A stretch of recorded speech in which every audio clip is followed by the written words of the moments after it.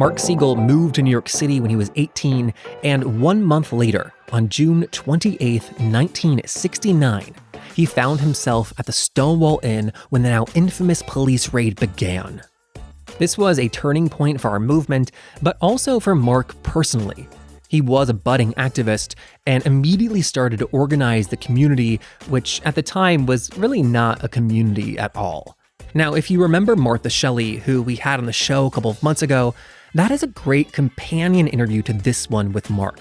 Both Martha Shelley and Mark Segal were founding members of the Gay Liberation Front, which was formed in direct response to Stonewall, in order to keep the momentum and energy of that moment going. Mark went on to become one of the most visible gay activists in the country during that time. He even famously interrupted Walter Cronkite during a live broadcast of the CBS Evening News. He stormed on a set and waved a banner that said, "Gays Protest CBS Prejudice." And then I think I should note that when this was originally recorded a couple of years ago, Mitch McConnell was still the majority leader in the Senate.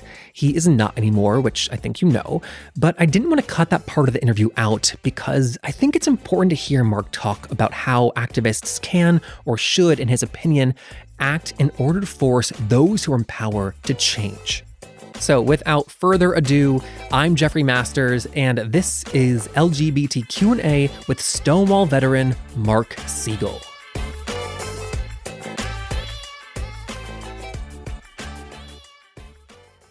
So you moved to New York City in May of 1969. The Stonewall Inn was the first bar you ever went to. And then 1 month later, the Stonewall Uprising occurred, and you were there. Saying all of that, that is a wild introduction to gay life. Did it feel like that at the time? It felt like something that I should be doing. As an 18-year-old, what you did in those days, if you were gay, was walk up and down Christopher Street every single night, all night long, meet with your friends, basically hang out. Then sometime during the night, you would pop into the Stonewall. So that was a usual night for me. The only thing that was different was when the raid began, because I had never been in a raid, but the people around me had been. So when I asked what's going on, they said casually, "Oh, just another raid." That struck panic in me because I didn't know what it was. Oh, so to them, it was just a common occurrence of going out. It was the usual. The police came in, pretended they were doing their duty, got their payoff, and left. The difference here was they barged in, they threw people up against the wall, they extorted money from some of the older people, they harassed the drag queens. It was pretty violent. And so what happened now we see as being incredibly significant to our history. When did you start to realize that? My moment came standing outside Stonewall after being carted and let outside. And as we began to form a semicircle, somewhere in my head clicked, women are fighting for their rights, blacks are fighting for their rights, Latinos are fighting for their rights. What about us? And I swore to myself at that moment that was going to be my life's work. I thought I'd end up a bag person because gay activists, or whatever we were going to call it, weren't being paid anything. And so you write that it was not the biggest ride ever, and that it's been tremendously blown out of proportion. What specifically has been blown out of proportion?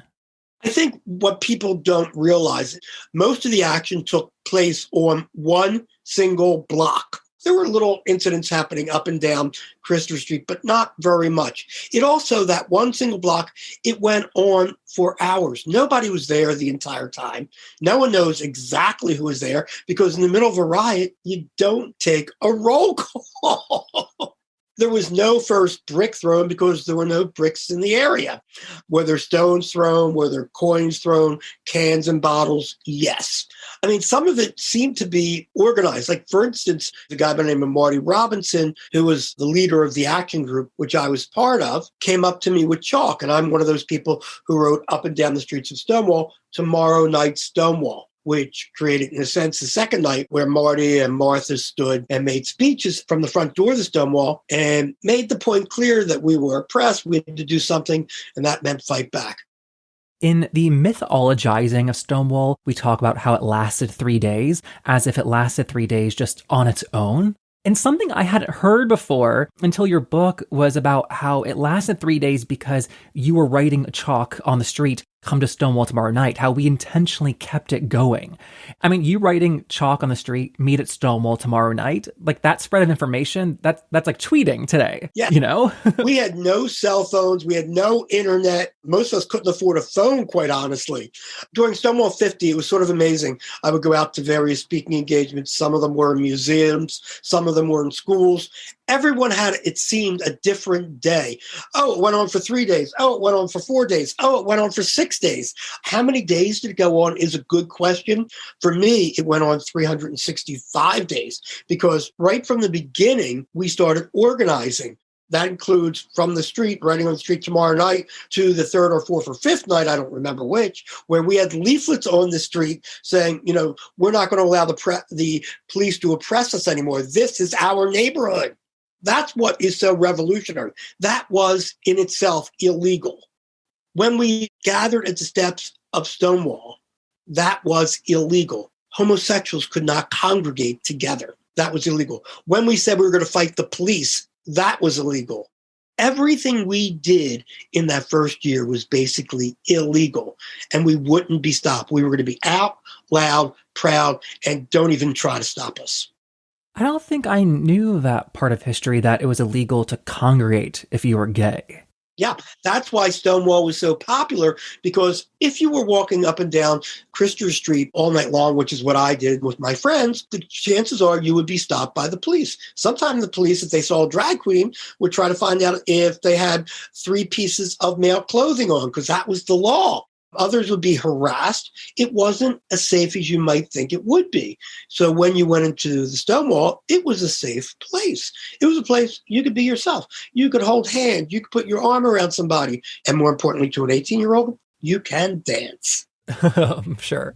Now, you mentioned Marty Robinson. He was one of the co-founders of the Gay Liberation Front, which was a group that really helped to forge the foundation of our community. Was the Gay Liberation Front, was that group something that came out of Stonewall, or was it already in existence beforehand? There were many organizations before Stonewall. The leading one in New York was Mattachine. And on my first or second week, I tried to go into Mattachine. They said I was too young. As I was leaving, that's where I met Marty Robinson, who was coming out. And he said, these guys, they don't get it. They don't understand what's going on in 1969. We just can't be doing a once-a-year march. We need to do something more. He created the Action Group, which I was a member of. There were many little groups or pockets of groups like that around New York. Somehow, after Stonewall, we all united. For the first time, Action Group, fairies, lesbians, we got together. That's what created Gay Liberation Front. It was the first united movement in our country from the grassroots up. Before that, drag queens weren't allowed to be part of it. Before that, street kids like me weren't allowed to be part of any movement. So that changed with Gay Liberation Front. That's what we were about. So Stonewall was this unifying event. Yes. Because for me, I grew up and I feel great kinship with lesbians and bi people and trans people. But are you saying that the feeling back then was that everyone was a member of separate communities? Yes. And Stonewall, the change was immediate. We need to work together. Oh, it brought us all together. You got to remember that any gay movement that existed before us wouldn't allow people to be seen in public without a suit and tie. I was 18. Come on. Do you think I was wearing a suit and tie? You had to be orderly. I was anything but orderly. You had to be at least 21. I was 18. White, which is a secret that we very rarely ever talk about. That was an explicit rule? No, it wasn't explicit, but if you take a look at the pictures, there's only one black person marching in anything. Now, if you look at various disturbances, riots, whatever that's happened in our community, remember, Stonewall was not the first. What we got from Stonewall was an everlasting movement and was from the ground up and inclusive of everybody. We included everybody and anyone who wanted to be part of our movement. But they had to understand what we were and how different we were from anything before that. We were not going to be quiet. We were not going to go by society's rules. First thing we were going to do is self-identify. We were not going to be called homosexuals. That was a clinical term, and that's not who we were. That was not our world vision. So therefore, gay became the major word, and we refused to be called homosexuals. That's a scientific term. Put it up on a laboratory shelf somewhere. I want to be visible. I fought for visibility, and I will remain visible. I am a gay man. Get used to it, people. And so with the Gay Liberation Front, what were the early goals of the movement back then? Two things, or several things. Number one, identity. Say who we were. Number two, let society know who we were, not the myths that they had about us. Number three, we were going to be out loud and proud. Very important. That last word is extremely important. We were going to be visible. And if they didn't want to see us, we were going to make them see us. It was a total change.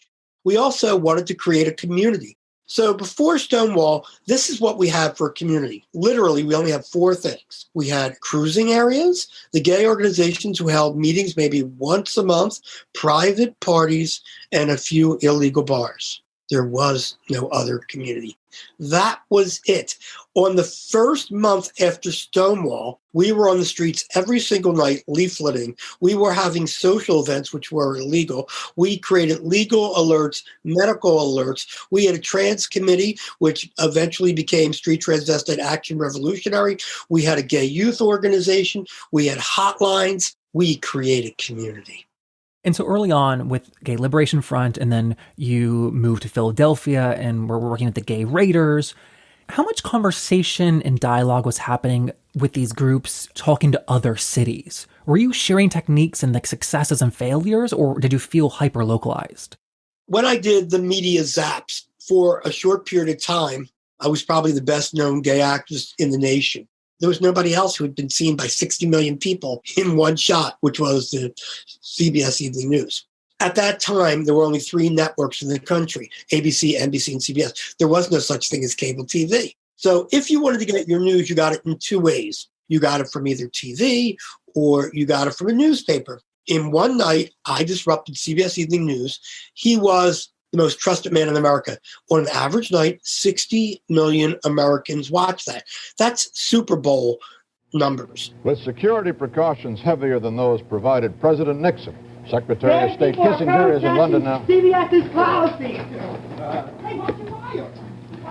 Well, rather interesting development in the studio here. A protest demonstration right in the middle of CBS News studio. Maybe we'll find out what it was all about in a moment. Many of those 60 million for the first time saw a gay person. For the first time, Gay Liberation Front came into their living room.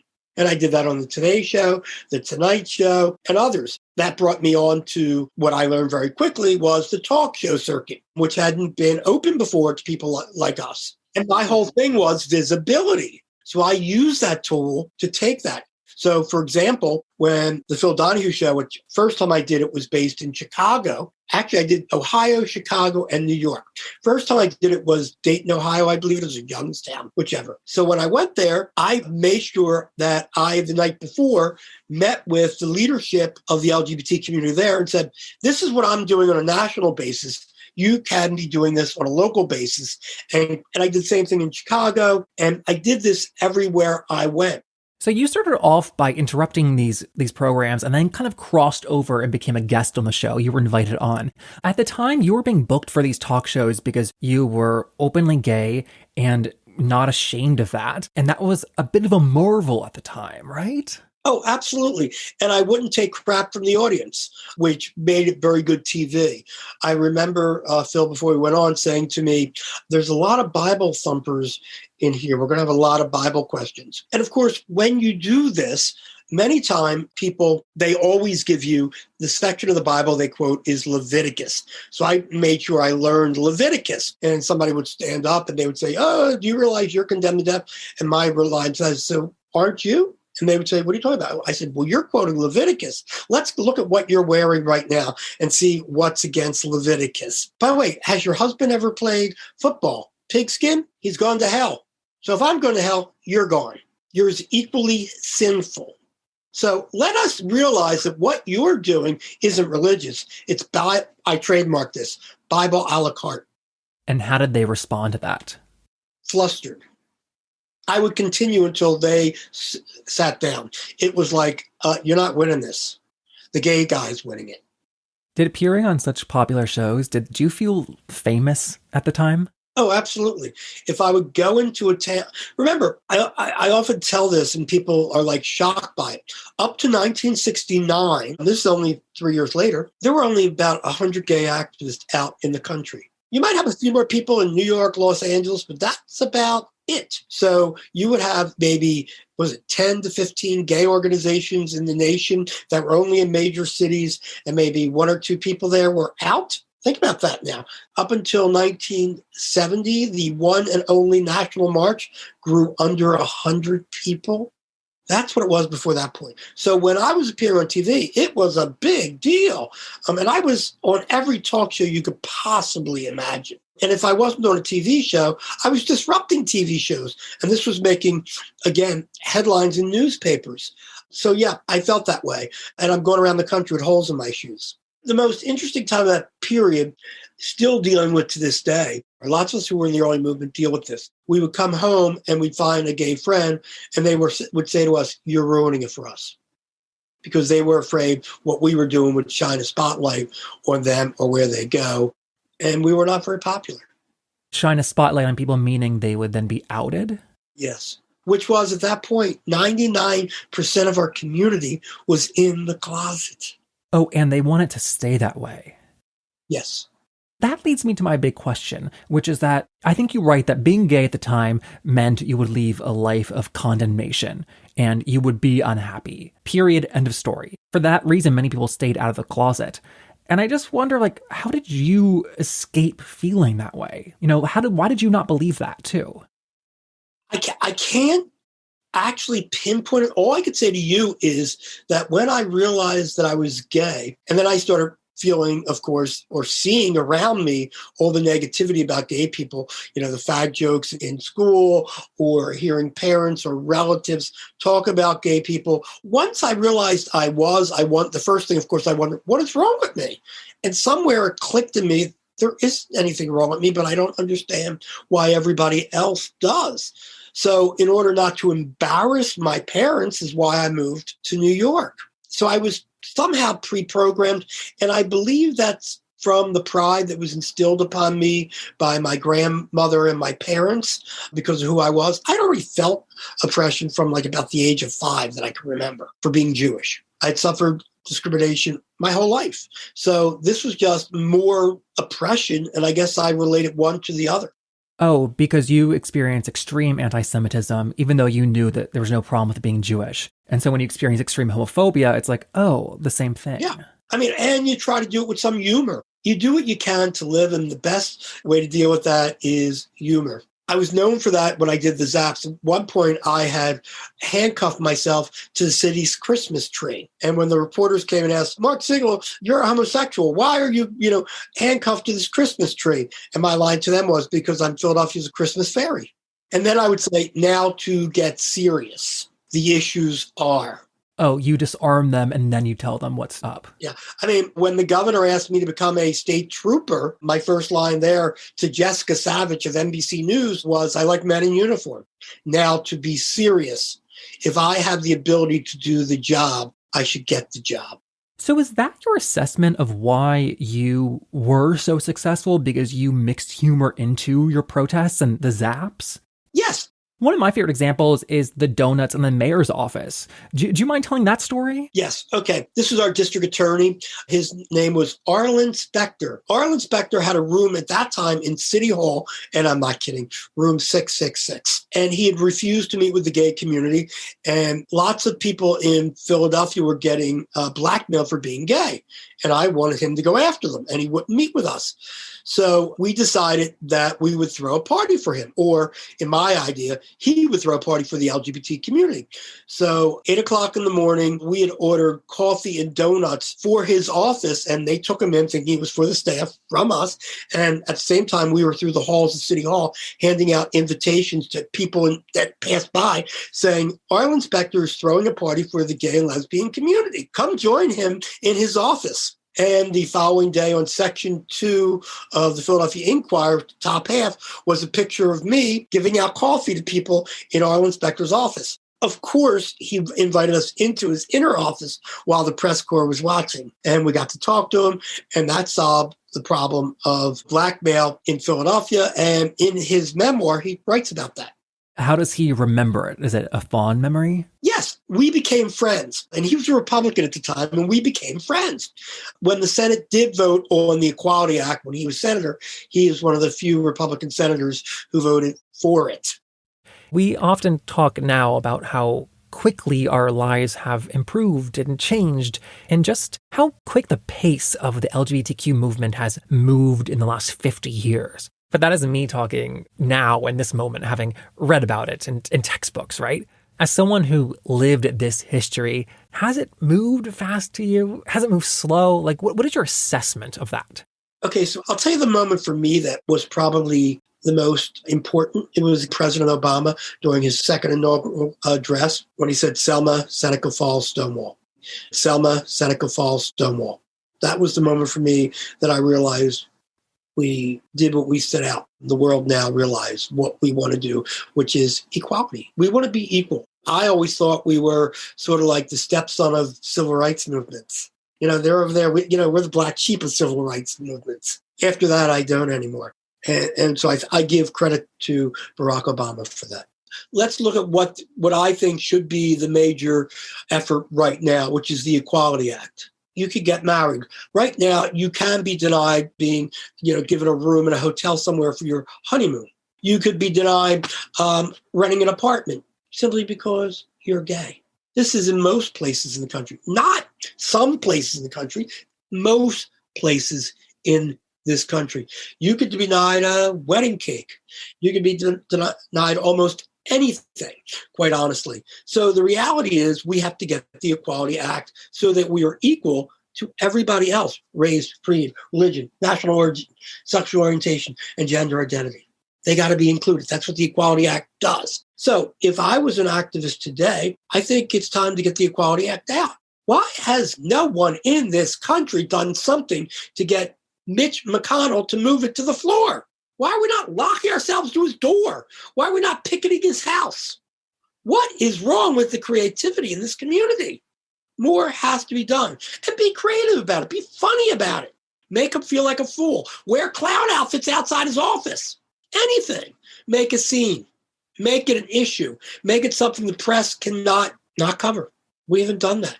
We're great at issuing press releases. We're great at being angry at everybody because they're not progressive enough. What are you getting done? Work with people. I got marriage equality in Pennsylvania under a right-wing Republican governor, Tea Party Republican governor. You could get things done if you have relationships with people. You might not like the people you're working with, but hey, that's politics. Are younger activists reaching out to you? Do you talk to any of them about these things? I talk to a lot of high schools and college groups, but no one asks. They do sometimes ask, what could we do now? And I mentioned what I just said now. Do people act on it? No. My theory is that today people are just so happy to be debating on Facebook or Instagram or some form of social media, and they think that's their activism. It's not. Go out there and put yourself on the line. Well, I think like you said before too, like when you were heavy into activism in your 20s, you were dirt poor. This isn't a paying job. And so as these big cities get more and more expensive, it's like, well, I can't go protest Mitch McConnell. I got to go to work, got to pay rent. Well, unfortunately, money seems to be motivating a lot of other people. I think that in some respects, people in New York, Washington, D.C., and places where there is non-discrimination law, yeah, they could. They certainly could. They're allowed to have free speech and demonstrate, and there's non-discrimination in those cities. So in D.C., yeah, you could. In Virginia, yes, you could. In Maryland, you could. So where does Mitch McConnell live? I'm sure he lives in either D.C., Virginia, or Maryland. Why are you not picketing his house? Why are you not picketing his neighborhood? Why are you not picketing the stores he goes to? Create problems for him. He's created a problem for us. We need to create problems for him. He is the sole person, one person, holding up non-discrimination for all of us, and none of our national organizations have led. What did we do when our lives were at stake? An organization called ACT UP was created. Did they go by norms of society? No. ACT UP, in my belief, is probably the reason we got to where we got with HIV/AIDS. Not the numerous organizations who were just talking to government officials, but it was ACT UP who made them come to the table. And they did that with a Republican administration. Yeah. Before I have to let you go, you are about to turn 70 pretty soon. Just as you're airing this, I am turning 70. Are you beginning to start to think about your own mortality at all? No. I feel as though I'm in my 20s or 30s. I know I'm old. I know I'm 70. I love, by the way, calling myself old. I just love that. I adore it. I mean, to have the Smithsonian come to you and say, we would like your papers and artifacts over the last 50 years, whereas the community hated us, all of us who are Gay Activist Alliance, Gay Liberation Front, whatever, for being activists. That has changed somewhat. We're now allowed to talk about who we are, what we did. We help create that safety. I asked that because I don't think that 70 is, extremely old, but I also didn't know how living through the AIDS crisis and having your partner test positive for HIV, how all those things affected one's sense of mortality. That lover who eventually died of AIDS, during the early crisis of AIDS, said something to me that I will never forget. I got into a very deep depression. And his line to me was, get over it. Just because you're not going through it, you can't go through everything this community goes through. The reality is, yes, I can. I mean, while I'm HIV negative, I can go through it because I can be a champion for those people who are HIV positive. And I was during that period of time. I tried to be a little creative and do some things that nobody else ever did before. I think that's what keeps me going, is that I continue to do new things. I don't stop. In my 60s, I created one of the first LGBT affordable living facilities for seniors. I think if you learn something every day, you don't grow old. There's power in learning and bringing people in. You live with hope and realizing there's a new way to communicate with people every single day, and you can learn whatever that is. That's fun. Just have hope. That is an amazing place to leave it at. So thank you so much for this. And that is Mark Segal. He is the author of the memoir, And Then I Danced, Traveling the Road to LGBT Equality. Now, at the top of the interview, I mentioned one of our previous podcast guests, Martha Shelley. She fills in a lot of the story that Mark shared about how the community responded after Stonewall. On Saturday afternoon, actually, our little committee met at Mattachine headquarters, and we arranged for that first protest march to take place exactly 1 month after Stonewall. But to me, the important thing about Stonewall is not that there was a riot, because there had been, I think, at least one other gay riot on the West Coast. But nothing happened in terms of organizing after that. The important thing about Stonewall was that we organized. That full interview, if you want to listen, is in our podcast feed. It's there from a couple of months ago. Just scroll up, or there's also a link to it in our show notes. Also in our show notes is a link to our Substack. If you enjoy these interviews, if you want to hear more of them, that is the best way to help support our work. So on Substack, you can sign up for free, and I'd love to connect with you there. Or you can also become a paid subscriber if you're able. That will help ensure that we can keep recording these stories for hopefully years to come. All right, I'm Jeffrey Masters. Thank you for listening. I hope you have a wonderful Pride, however you wish to celebrate it.